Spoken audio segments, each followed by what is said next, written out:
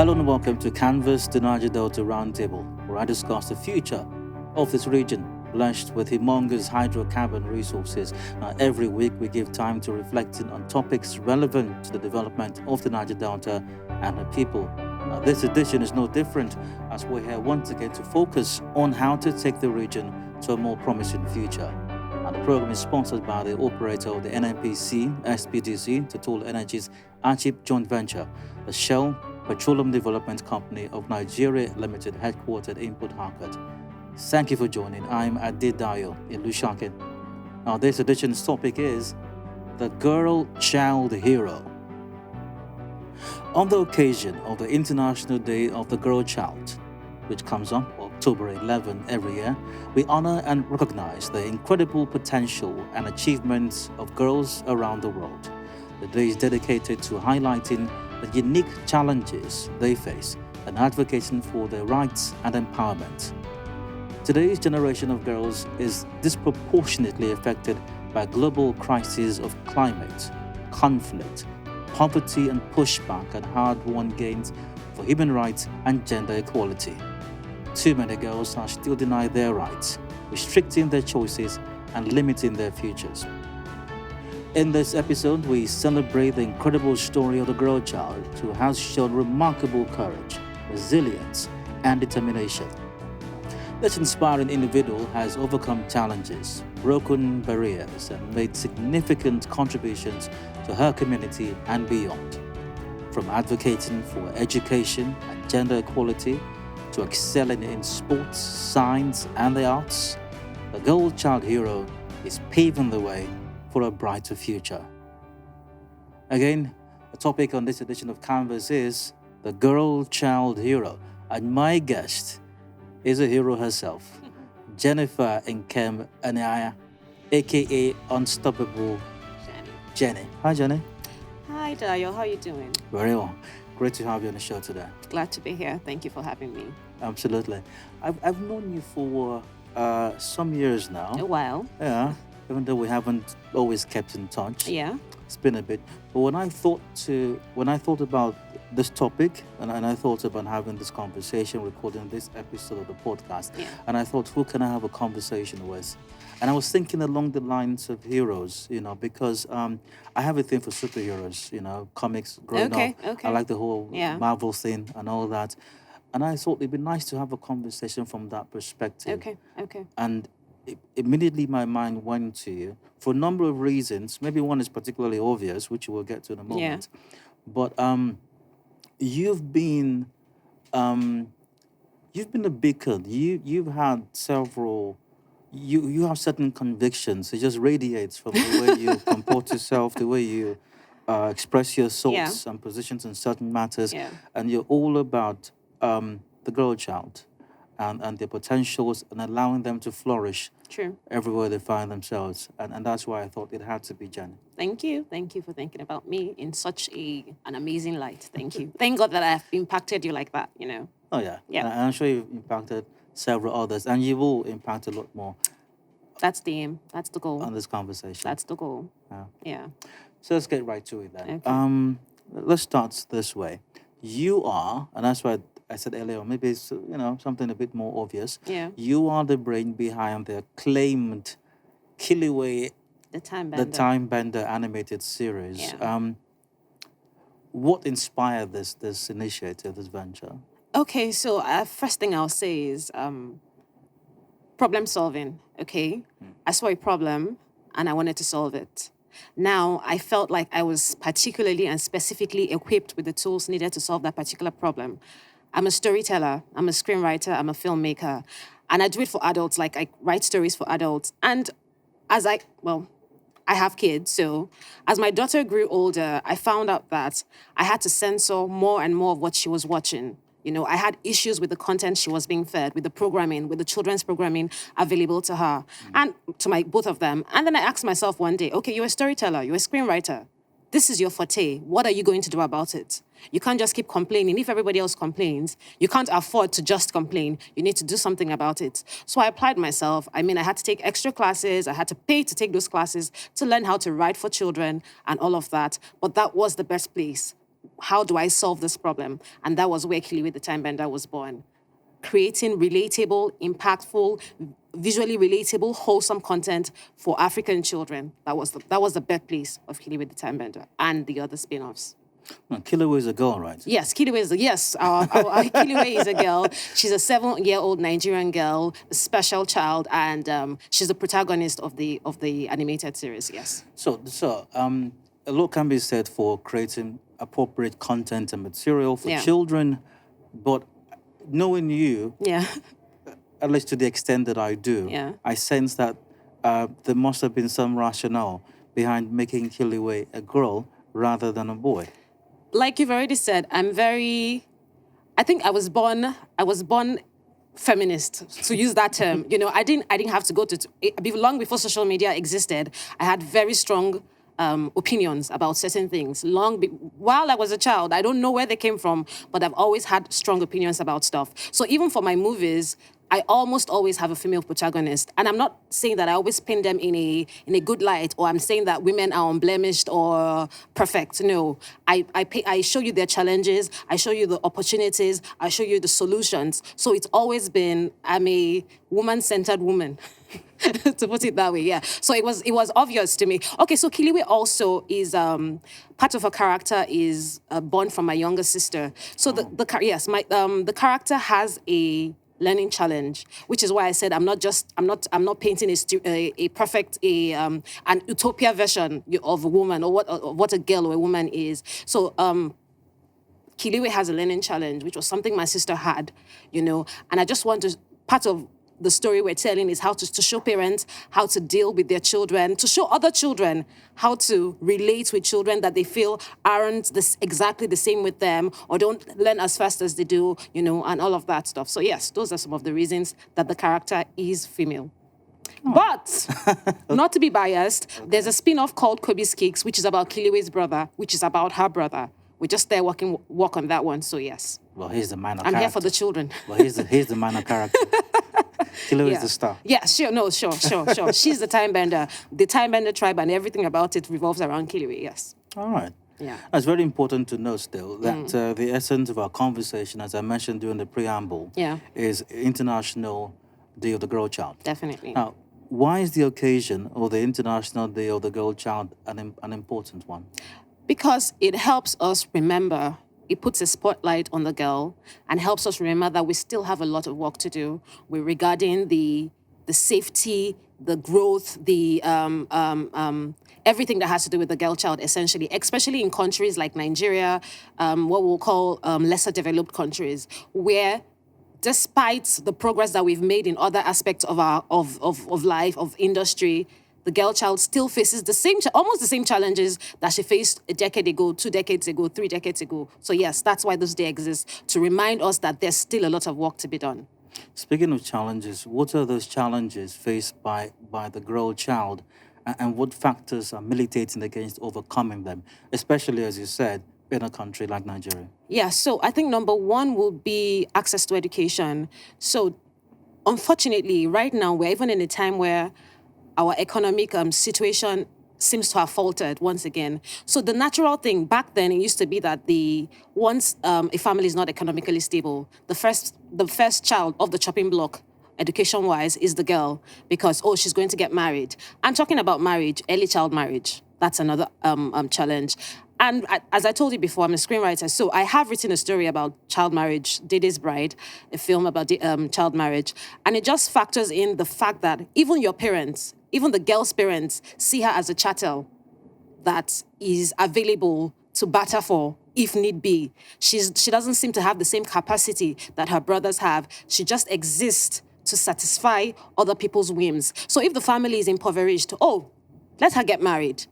If the family needs this, she's always the bargaining chip when the chips are down. Nice one. Yeah. So yeah, those are some of the challenges. And of course, harmful cultural practices like female genital mutilation. I was shocked when was it a month, 2, 3 months ago, we're having this debate on female genital mutilation online, and I'm like, in 2024, you have got to be kidding me. So yes, those are some of the challenges that the girl child still faces, and gender-based violence. I'm sure that we all know that more and more and more there have been cases of girls being butchered for whatever reason by their male counterparts. So those are some of the challenges that still exist up to the moment we speak for the girl child.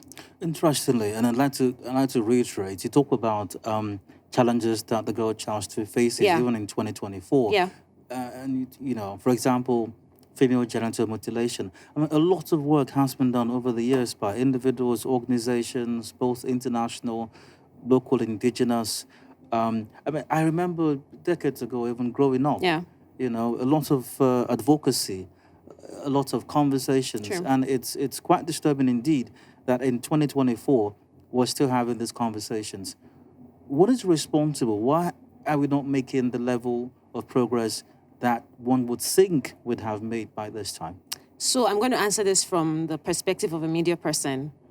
I believe that we have not channeled our media properly. Our media platforms have not. I mean, they try. Like you said, they're NGOs. They try.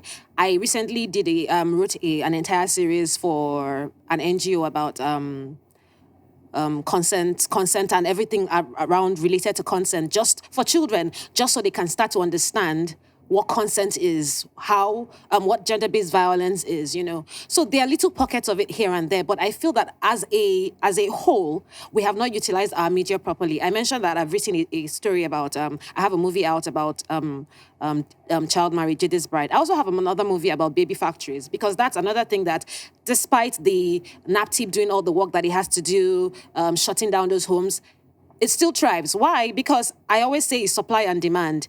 Baby factories won't exist if there aren't people available to buy the babies. And who can afford to buy babies? Rich people. Poor people aren't going around buying babies. So that whole business structure exists because there are people that feed into it. Same thing with child marriage. Who's marrying the children?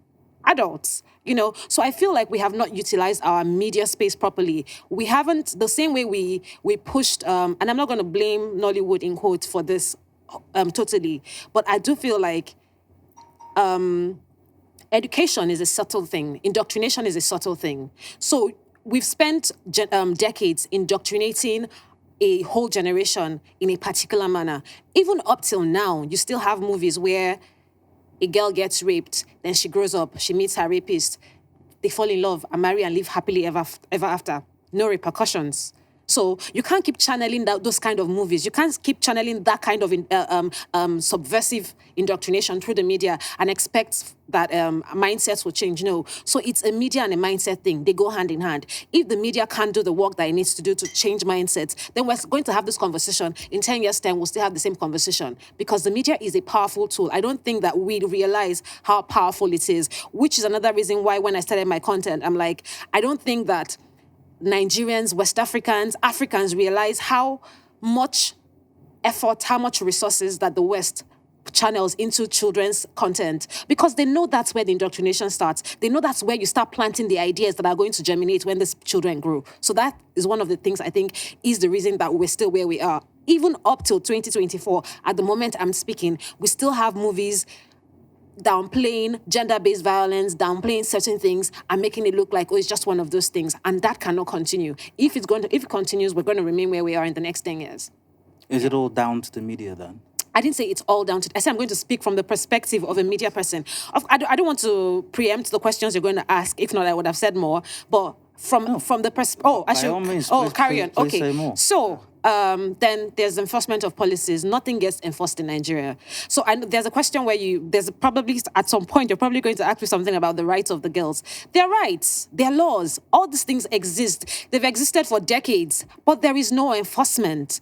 No zeal to enforce. Nobody does anything about anything until even when there's a dead body lying on the floor, still nobody does anything. There's a Child's Right Act, that protects the girl child from getting married before 18, that insists that they should have an education, that protects them against discrimination. Who is enforcing it? Nobody. Not the NGOs, not the executive arm of government, not the judicial arm of government. Nobody's enforcing anything. So where does that leave us? Back to the citizenry. And what can the citizenry do? We're not the police force. We're not going to prosecute.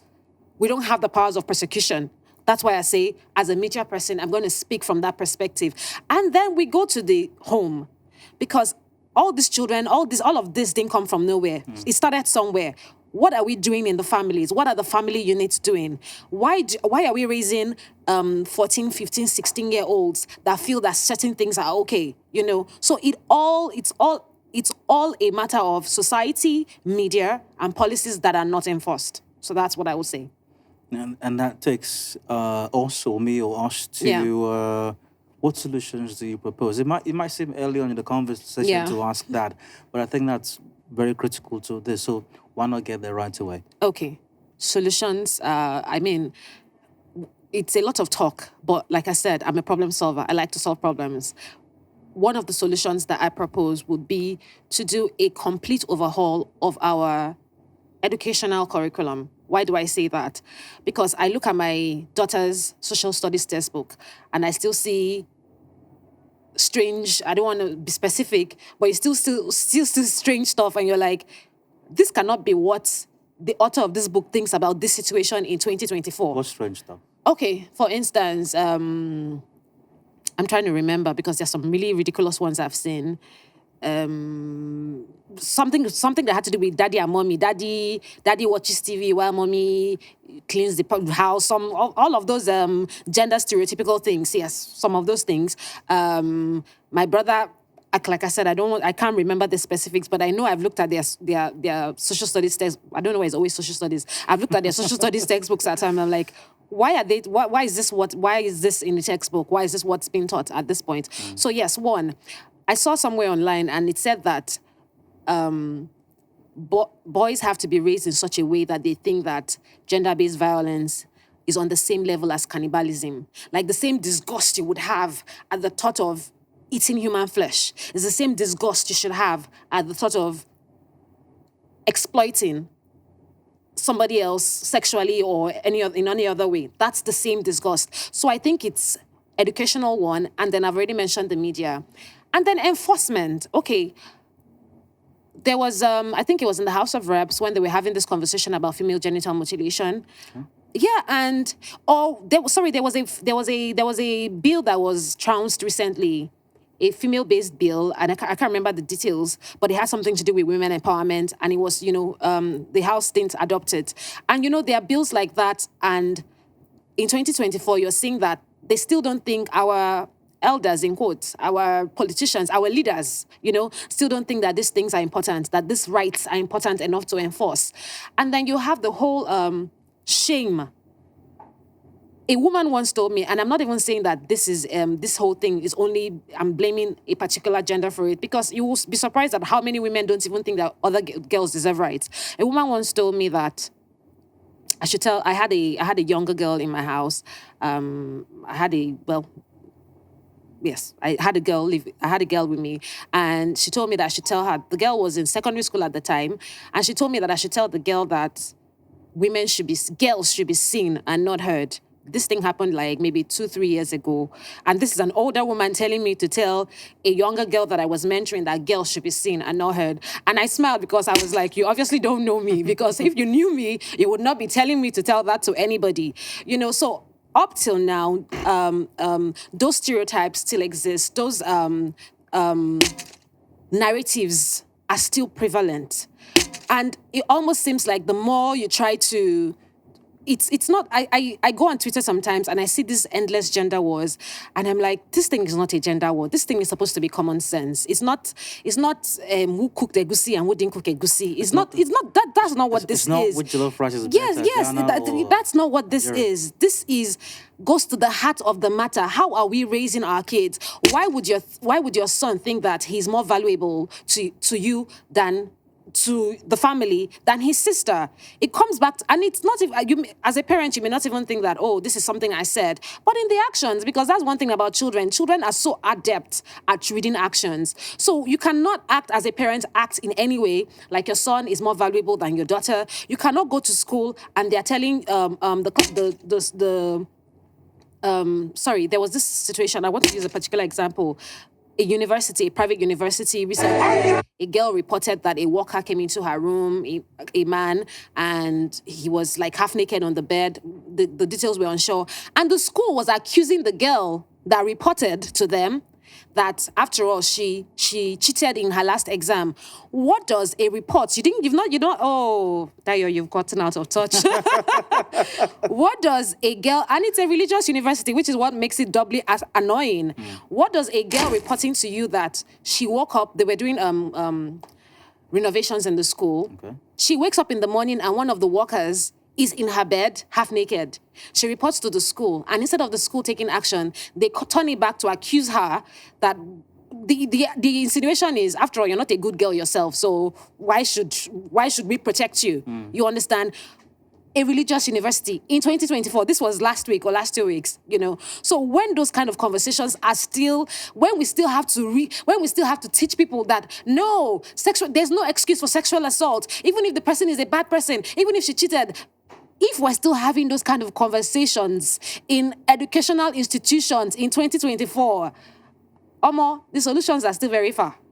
But like I said, from a media person's point of view, I feel that if we can change the narrative for one child, another child here, one boy here, another boy here, slowly but surely, we can create a new, because honestly speaking, I'm not going to tell you that any grown man right now is going to change his perspective about what he thinks about women, or any grown woman is going to change her perspective. I can't tell you that, I think we're a little past the age of teachability.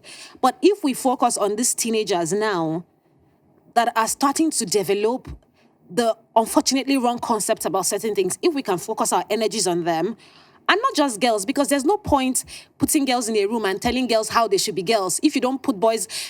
Do you understand what I'm trying Absolutely. to say? There's no point taking girls somewhere and telling them, oh, you should be girls in this particular way. You should protect yourselves. You should do this. No, it's not about taking girls aside and teaching them separately. Put them in a room. Let them have conversations. Let them say, this is this and this is this. This is how I feel about this and this is how teaching, the seminars, the advocacy should not just be focused on the girl child, because after you finish raising this excellent girl child, she's going to come out into society and face her damaged counterparts who haven't received the same exposure, the same learning, the same opportunities that she has. That is also something I think we should think about. We talked about rights earlier on. So let's talk about rights now. And you're right, I was going to get to it at some point. I knew. What are some of the rights you believe are most important for girls to have? Okay, so I'll go straight from the Child Right Act 2003. The first one is protection from child marriage. So Section 21 of the Child Act prohibits child marriage. No child should be married under the age of 18. But like I said, Nigeria, everything is just talk. We talk a lot, we write a lot, we are very intellectual people, but nothing gets enforced. Because not everybody, the people that have gotten married to underage girls, what are the punishments? There's no repercussions. There's no punishments for wrongdoing. There's no punishment for, and if any man comes in here now and says my wife is 16 years old, nobody's going to do anything.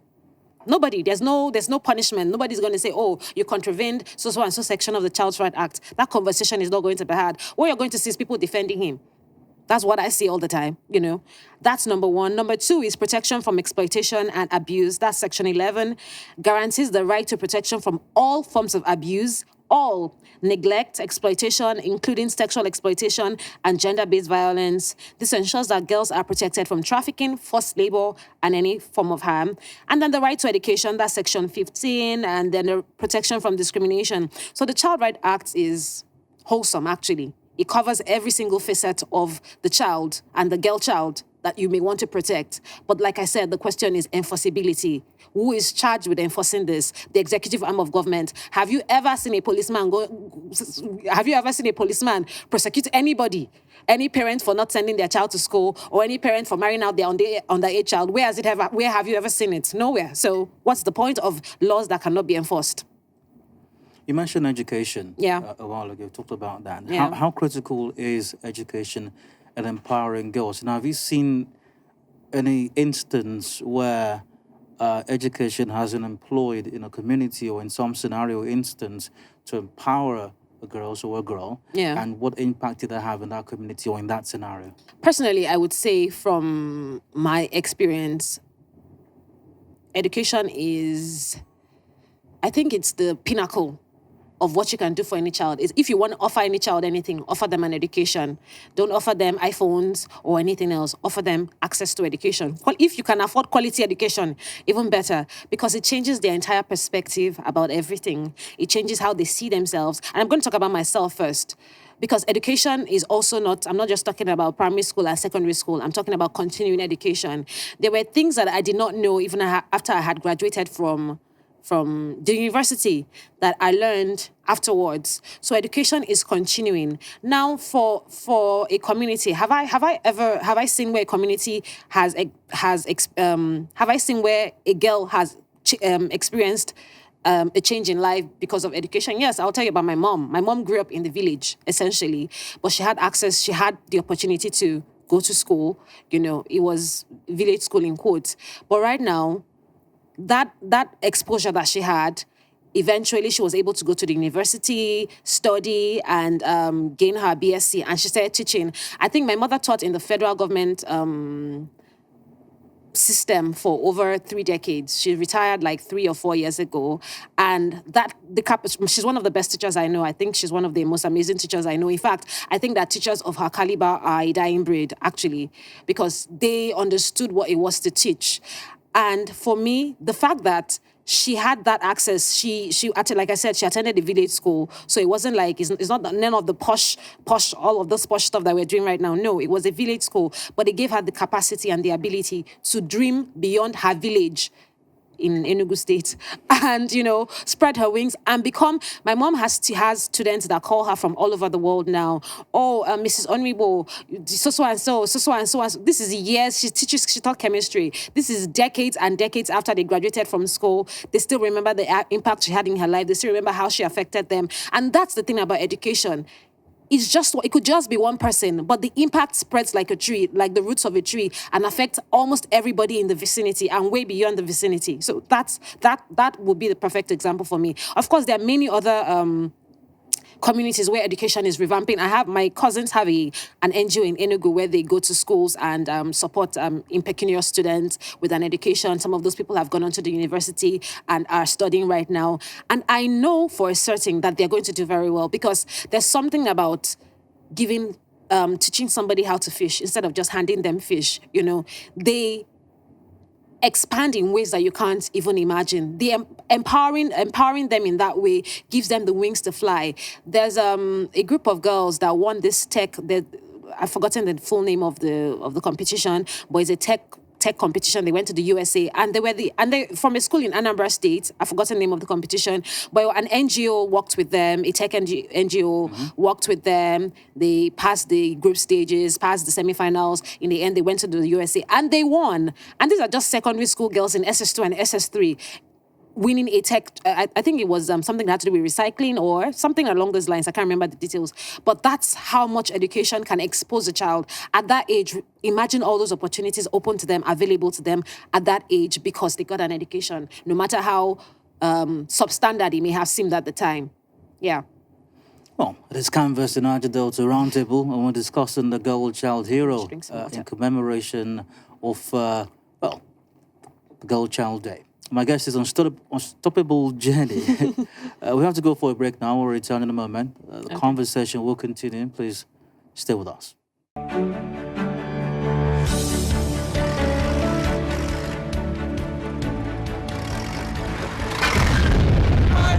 yellow and black markers indicate pipeline and flow line right-of-way boundaries. Your activity could impact on the buried high-pressure hydrocarbon pipelines and flow lines, leading to possible leaks and explosion. Please keep off. Do not engage in sand mining or any form of excavation, pipeline vandalism, oil theft, and bush burning within pipeline and flow line right-of-way. Do not farm, trade, or locate any business on pipeline and flow line right-of-way. It is against the law to apportion land, sell, or build on pipeline and flow line right of way. Maintain a setback distance of at least 30 meters or about 100 feet from the right of way boundaries always. We care for your safety and that of the environment. This message is brought to you by the Shell Petroleum Development Company of Nigeria Limited, SPDC, operator of the Nigerian National Petroleum Company, NNPC Limited, Total Energies, and Ajib Joint Venture. Welcome back. Still canvas the Niger-Delta Roundtable brought to you by SPDC. I'm Dio. In commemoration of International Day of the Girl Child, today's topic is the Girl Child Hero. And my guest, once again, and I'm quite pleased to have her here, is Unstoppable Jenny. Peace and love. Glad to be here, Dayo. Great to have you here. Yeah. How can, I asked you before we went on the break, Yeah. What education can do, how education has helped individuals Yeah. and communities. And let's talk about communities, because communities are made up of people. Yeah. How can communities come together to support the rights and development of the girl child? Okay, first, I think that one of the answers I would give to that is we have to be our sister's keeper in this not the brother's keeper at this point, but the sister's keeper.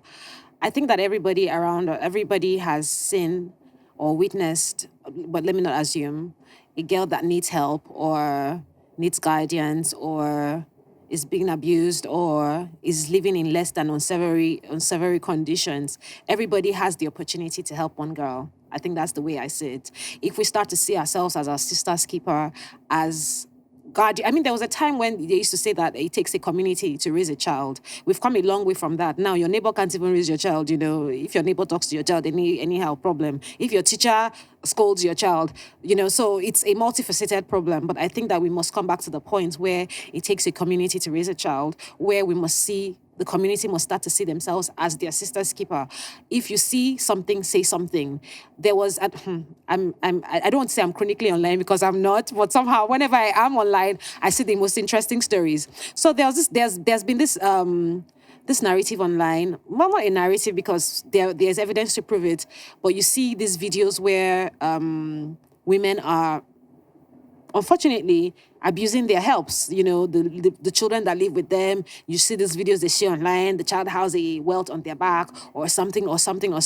So of course, whenever these videos come online, it sparks a lot of conversation. Why would another woman do this to another woman's child and all of that? Which is why if you have noticed, I'm not saying that this is a woman thing or a man thing. I'm saying everybody has a part to play. But the interesting part of this story is that while all of this was happening, some handler, a man on Twitter now adds his voice to the conversation and says, so these women are so blah, blah, blah, blah, blah. And guess what happens? Somebody responds and says, oh, you two, you're talking. The girl that lives in your house doesn't go to school, doesn't do this and doesn't do that. I said it like a joke, and it turns out it was true. Naptip actually had to go and pick the man and his wife up. So that's what I mean by be your sister's keeper. Wow. Everybody knows somebody that is in that kind of situation, or you have a neighbor that is mistreating a child that lives in their house. You've seen something. You have a guy, a male friend that is hitting on an underage girl. Everybody is. We're in a community. Nobody can be totally aloof and say, "Oh, it's not my business." It's everybody's business. That's how the community can serve. So that particular scenario, Napti picked him up. He went off. He disappeared from Twitter. I don't know how the matter was resolved, but it was actually true. He was there on Twitter acting like a judge and a jury. Meanwhile, in his own life, he had a similar situation. He had a girl in his house. They weren't feeding her. They were starving her. It was a neighbor that used to feed the girl. So we all know somebody like that, or maybe we don't know. But if you do know somebody like that, that's how we come in as a community. That's how we can be our sister's keeper. To say something. Do something. You could be saving a child's life. That child, that girl, she will never forget you for how you have given her a step up in life or how you've released her from a situation that is unsavory. Yes. And then for the more grander criminal aspects of this, which is human trafficking and all of that, human traffickers don't exist in a hollow space. You see there's something odd about how this person has all these people passing through their place or passing through their homes. You know that there's something awkward about it. I know we've come to the point as Nigerians where everybody's very mind your business, stay in your own space, do your own thing. But I think that when it comes to human life, we should expand the reach of our mind your business a little. We should open it up a little and actually connect with these people and actually prefer solutions, and not prefer solutions, but do the most that we can to help people that we see, especially young girls that we see that are in these situations. And then, of course, there's all the other charitable stuff that can happen. Like I said, there are NGOs that already do most of this. Well, not most, though. They're just trying. They're small. So more NGOs, more community centers where young girls can feel safe. Creating safe spaces for girls is very important because for some reason, it almost seems like anywhere that they gather, girls need a space to gather. That's what I'm just saying. Yeah. Girls need mentors. They need people to be able to tell them, this is the way, walk in it. This is the way, this is not the way, don't walk in it. They need those safe spaces. They need those mentors. They need the community to protect them as a whole. That's how I think that they can come in, by being their sister's keeper.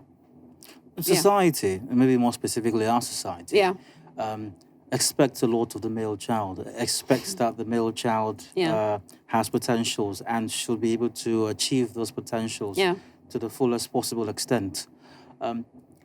Does our society have the same expectations of the girl child? And if it doesn't, how can our society, or what can our society do to help ensure that the girl child is able to achieve her full potential? So unfortunately, I don't think that we do. So growing up, we were raised to think, oh, you're going to be a wife. You know, that was our long-term plan. You know, that was, I'm telling you, and I mean, even in educated homes, it was like the long-term plan is everything you're doing is being fashioned for your future as a wife. And you know what's ridiculous about it? Because you become a wife and you realize, oh my God, this is not all, I'm not saying there's anything wrong with wifehood, but it's just a tiny step in the very long journey that is your life. You know, but you're groomed to think that this is the goal. So you're not supposed to have any other goals. You're supposed to be the president's wife or the doctor's wife or the rich man's wife. You know, it's so bad that even now, the grooming, the mindset is so warped right now that you see, I don't know if this is, I can have this conversation here, but you know what? Okay, so you know jazz now. You know jazz, this jazz people do, you know, they do jazz to catch men. Okay. You know, to catch rich men. So there's no jazz to become rich. Can you just imagine, like, you're a woman, you're not thinking, oh, I want to do jazz to be rich. You're doing jazz to catch a rich man. Do you know how warped your mindset is? That is your goal.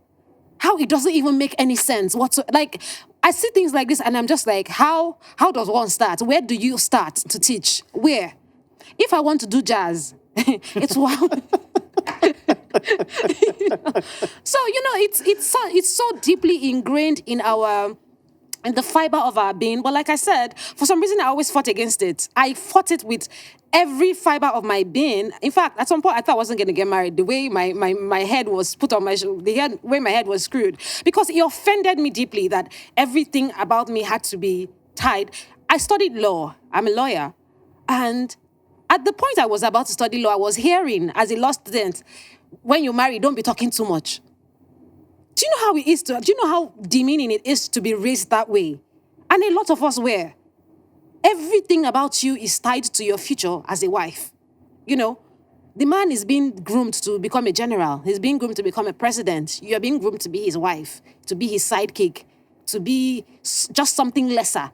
You know, you're always just supposed to be something lesser than what the man is. So, no, we were not raised that way. But it is our duty now. We are the new generation of parents. We're the new generation that is responsible for the upcoming generation, which is why I said, I feel like that's where the focus should be, the children right now. Because honestly, Dayo, I don't know how old you are, but nobody's going to take your hand and start teaching you anything start changing your mindsets. Any deeply ingrained mindsets you have right now aren't going to change, no matter how much anybody talks. No preacher is going to change it. No, nothing is going to change it. No amount of jargon is going to change it. But if we could focus our attention on the children right now, on the younger generation, and start teaching them, your journey is your journey. You can aspire to everything and anything.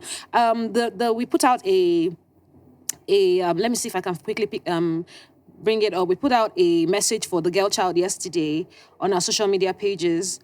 And sorry, 1 second. I that's hope I fine. can do this quickly. Okay, and the message said, to all the amazing girls in the Time Bender tribe, today's your day. You are brave, brilliant, and unstoppable, just like Kiliwe. Remember, you have the power to dream big, learn, and make the world shine with your kindness and strength. We have to raise girls that believe in their own capacity, that their capacity is not limited by their future marital status or lack of a marital status, that their capacity is to be anything that their minds can achieve, And I'm glad that right now we have women taking space everywhere. Social media, movies, we have Funke Akindele breaking box office back to back to back to back to back. Things that men, I'm not a man hater, but things that ordinarily would have been the private exclusive resort of men, women are starting to take over those spaces. And she recently started some program too that has to do with women economic empowerment, and I'm really glad because I think that will help too. So from the time that they are young, we have to start teaching our daughters, you can be anything. You are not there were those jokes back then that if a boy comes home and tells his parents that a girl came first, they're not annoyed that the boy didn't come first. They're annoyed. They're not annoyed that their son didn't come first. They're annoyed that a girl beat him. So the conversation is, how could you allow a girl beat you? And when you as a parent is echoing those sentiments to your child, I'm not sure what the child is going to be raised in the manner that a girl can't beat me. It's not about that I didn't win. It's that a girl, it must not be seen that it's a girl that beat me. So yes, we have to start taking responsibility for those things as parents. We have to start changing our rhetoric towards our children, because what they say, what we say to them, the way we act around them is the persona that they're going to grow. Is the same mindset that they're going to have as they grow. And we have to forgive our parents, because our parents really, they did all strong things, sharp, or God, they, Thank you. You mentioned mentorship a while ago. Yeah. Let's talk mentorship for a bit. Okay. How critical, how crucial is mentorship to the growth and development of the girl child? Okay. So interestingly, I have a very I won't call it warped. I have a very controversial take on mentorship, because I don't feel like I had mentors, which is very weird. I'm a weird person. So I don't feel like I had mentors growing up. Okay. I feel like I fought my way into every space that I wanted. I fought my way to be like, I grew up in a conservative home, So in fact, back then when people would see me, they couldn't relate me to the home I came, when people see you and you see my siblings, all my siblings are chill and very, laid back, and I'm just the wild card, So I didn't feel like, I never really felt like I had a mentor, and then I studied law. I broke out of law, started doing totally different things that were still different from the path that everybody expected me to take. So for me, at some point when I grew up and everybody started saying, but now I'm saying this, I'm giving you this example because I'm a different person. A lot of people need mentors, Yeah. But I'm a very dynamic person. Of course. So I literally just grew in ways that I didn't even know I was going to grow. But I'm glad that even as I'm saying, I didn't really have mentors. Of course, I had my mom. I had a support system. Let me put it that way. I had a support system that enabled me experiment. Because if you don't have fallback plan, you cannot just be jumping up and down and testing out all your plans. You need a 9 to 5. You need to earn money. You need to do this. You need to do that. But I had a support system that at the point I was ready to break out, I broke out. I didn't. There's this Bible verse that I can't remember the exact wordings, but I didn't confer. I didn't ever. And there's never any time I sat down and said to anybody, "Oh, this is not what I want to do. What are your plans?" If I want to do it, I wake up and I start doing it. I'm telling you, I'm always with the person. Like I tell my friends that if I ever want one thing that nobody will ever say, that Jennifer wanted to do something and she didn't do it, I might do it, and it might fail, But did I do it? Did I attempt to do it? I'm going to attempt to do it. That's always been me. Having said that, so why I said I had a warped view of mentorship. So at some point when people start saying, "Oh, you need a mentor," I struggled with the idea for a bit, but I understand now that people need mentors. You need guardians. And I am also in the position where people think I'm their mentor, even though I don't really feel comfortable with that role, because like I said, I don't want you thinking this is how I'm following you because of this particular thing. And then today I step totally out of character and you feel betrayed or, all those kind of things. I think that's the problem. I never want to be in a position where I've put somebody in a position in my life that if they act out of character, I start to bear the burden. There's a weight on my shoulder because I'm feeling bad for how they acted. I think maybe that's it. I don't trust any human to the extent of putting the weight of my dreams on their shoulders. Let me put it that way. So right now, as a so some people send me messages sometimes. They say, oh, I want you to be my mentor. And I'm like, why? Do your thing. But right now, with this conversation, what you're saying right now, and everything you said thus far, you are teaching someone something. I am always teaching. I'm a teacher. Which could be deemed or termed mentor. Yes. Okay. Maybe well. I don't mind this. The long distance teaching. Yeah. Yes. I just don't. Some people require close quarters teaching. Yes, they do. So, for instance, I've had people that I speak to or who have reached out to me. I've had people that reach out and say if you need someone to talk to, if you need advice. I also give out unsolicited advice. So you can just call me to talk about one thing and I spend 30 minutes telling you about another thing and so on and so forth. But I feel like the few people that I have had those conversations with, it has bettered their lives. But I don't want it to be that, it's now a deal breaker, or it's now the part of your life must be set.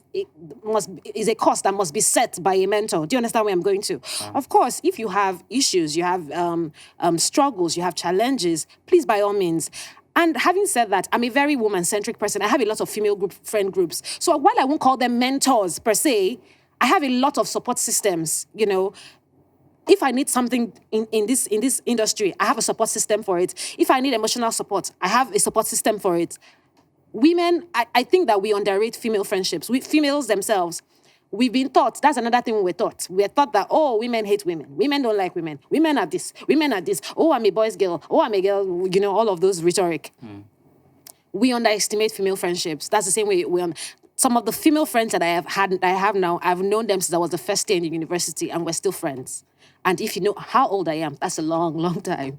Okay? So do not I would even rate friendships more than mentorships. Do you understand?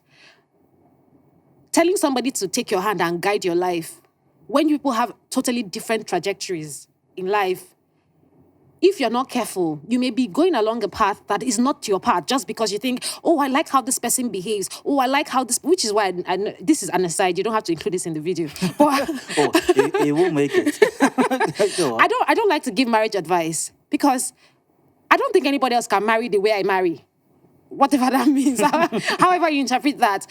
My marriage is very as dynamic as I am, So I don't really come out and start saying this is how you should do marriage because everybody's part is different. But maybe not everyone can teach everyone everything. True. Maybe. Yeah. It's like how your mom, for example, could teach chemistry, but she may not be the best math teacher. Yeah. So I think that's the best. Okay, let me summarize. This is the part you should ask in the video. So what I'm saying about mentorship is not everyone can teach everyone everything. So even as we're looking for mentorship for girls, please be careful that you do not take over the place of their own creativity, their own ideology. You're supposed to be there to shape and guide, not to become Lord and Master of their lives. And human beings, we love authority, we love power, we love influence. So when you have influence over a group of people, little by little, you start to expand that influence. You don't know, you don't set out intending to do it. It just happens. So maybe because I'm a very guarded person about stuff like that, I just feel like if I'm mentoring, if you're in the position of mentorship, girls need mentorship by all means, from their guardian counselors, from their parents, from their friendship groups, by all means. But as a mentor, you have a responsibility not to imbue that person with your personality. They're not you, you're not them, your part is not their part. That's all I'm trying to say, which is probably not what you wanted to hear. No, I wanted to hear your thoughts on Okay. it. That's what I wanted to hear. Okay. I didn't have any preconceived notions at all. Okay. So, what impact can the empowered girl child have on the world? Oh, look at me, come on.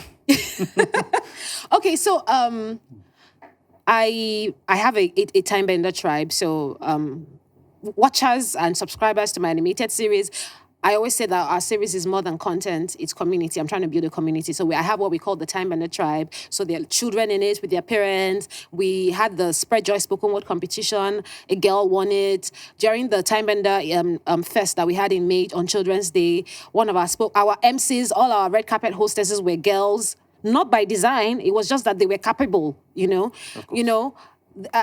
of them, Delight, she's an amazing spoken word artist and an author. And then there's my amazing daughter, of course, that is winning, competitions here and there, In fact, my daughter came to me like 2 weeks ago and said, oh, there's going to be a maths competition in my school and I don't want them to pick me. And I'm like, I don't think you can decide whether they will pick you or not. If they want to pick you, they will pick you. Yesterday, the school calls me and says, oh, we want your permission to enroll your daughter for the maths competition. What am I saying? In as many different fields as they can access, an empowered child, an empowered girl is a capacity builder. As you build her own capacity, she has the capacity, she will build other people's capacity. It's ingrained. I think it's the whole women are nurturers thing. What you feed them with is what they give back to you, So I've seen little girls, like I said, I mentioned a range of them that as young as they are, they're already mini leaders. They are leading in their spaces. Delight was at a conference the other day. She was speaking in front of dignitaries. She's not even 12 years old yet. So my point is, number one, let's not even limit the age of these girls. Let's not say, oh, they're too young, they're too this, they're too this. No. At whatever age that your child is capable, or whatever interest that they're capable of, and you have the capacity to expose them to those positive influences, please by all means do so. We don't have to wait until they are, I'm not saying you should exploit your children and start making money from them. That's the whole conversation altogether. My hand is not there. Yes. I'm saying give them opportunities to explore their innate talents and watch how they will bloom. Women are change agents. I've seen it happen. And speaking of blooming, and speaking of accomplishments, and speaking of successes of women, of the girl child, final question to you. Oh, final question already? Yes, already. Okay. Already. How can we better recognize and celebrate the achievements of girls in our society? Okay, so I think that there are already a couple of organizations that do that. I know there's an organization called Document Women. So they talk about women's wins, what women are doing in different fields and all of that. I know there's WinBiz. There are organizations that are female-focused, celebrate women. Well, I don't know about girls per se, so maybe there should be something more girl-focused, I know people are complaining these days that, people are doing everything for girls. But see now, we have suffered. We suffered.